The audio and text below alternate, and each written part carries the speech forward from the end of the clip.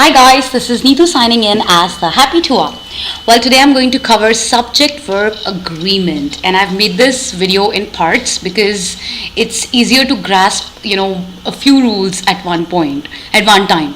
So we'll do it in parts as and when we proceed.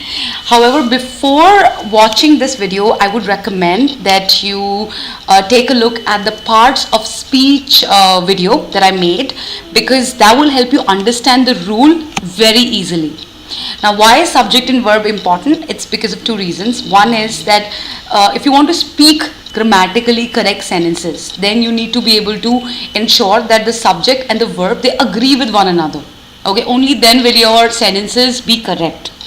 The second reason is, sometimes when you're forming sentences, or in case of exams, when you're taking an exam, there's a common question that identify the error. Now, in case there's an error with subject and subject-verb agreement, you'll only be able to identify it if you know that this is the subject and this is the verb. Are they agreeing with each other? Okay, so let's begin with one of the rules of subject-verb agreement. Alright, the basic rule. Okay, so the basic rule, we'll start with the basic rule because this is the base of all the complex sentences. So the rule says that a singular subject has a singular verb and a plural subject has a plural verb. For example, he, she. Okay, so he or she is a singular subject.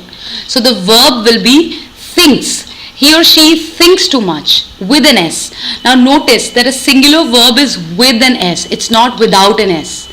When we convert nouns from singular to plural, we put an S or an ES. But in case of verbs, we put an S with a singular verb. So this is a singular subject. He or she will have a singular verb. Similarly, a plural subject has a plural verb. They is a plural subject, and think is a plural verb without an S. So they think too much. So this is our basic rule that we need to remember. And so whenever you see a sentence or whenever you're forming a sentence, you must ensure that the subject, which could either be a noun or a pronoun, should agree with the verb. Okay, and the verb should agree with the subject. So they need to agree with each other. So if there's a singular subject, you will use a singular verb with an S, plural subject, plural verb without an S.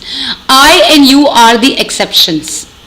Because with I, even though it's a singular subject, we would still say I think too much or you think too much. So that's the only exception. Whenever you have I or you, it'll be the exception to the rule. Otherwise, it'll always be singular subject, singular verb, plural subject as a plural verb.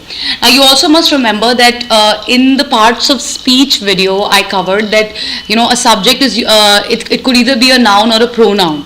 So that way the rule becomes easier when you look at that video also.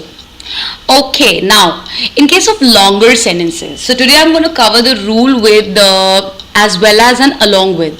Whenever you see these phrases as well as or along with in a sentence, what kind of a verb will you use? So if the subject is separated by as well as or along with, use the verb as per the main subject. Ignore these words. Now I'll give you a few examples. In this lengthy sentence, it's sometimes confusing. Now I've put commas here, okay, so it's easier to still identify the verb. But in case of comparative exams, these commas might not be there. You might just need to look at a sentence and figure out whether it's correct or incorrect. So the leader along with the people is ready to cheer for the little boy. So the leader is the subject. We are using the verb as per the subject. We are ignoring this along with the people. So because our rule says that whenever along with appears, you ignore these words, use it as per the main subject. Okay, so our main subject is the leader. So the leader along with the people is ready to cheer for the little boy, because we are focusing on the leader here. Let me give you one more example. The trainees along with the teacher are going to demonstrate the spirit of togetherness. So here it's plural subject, which is the main subject. We'll use a plural verb here.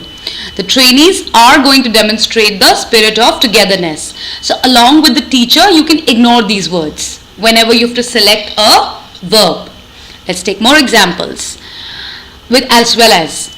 The ABC club as well as the XYZ club needs to submit the report. Now notice the common error. A lot of people in this case use a plural verb, but the main subject is singular. So we are going to use a singular verb. Okay? So it's singular subject, singular verb, plural subject, plural verb, singular subject, singular verb.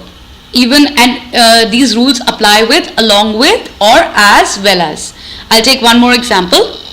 The employees as well as their manager are invited to the meeting, because here the main subject is plural, so we will use are.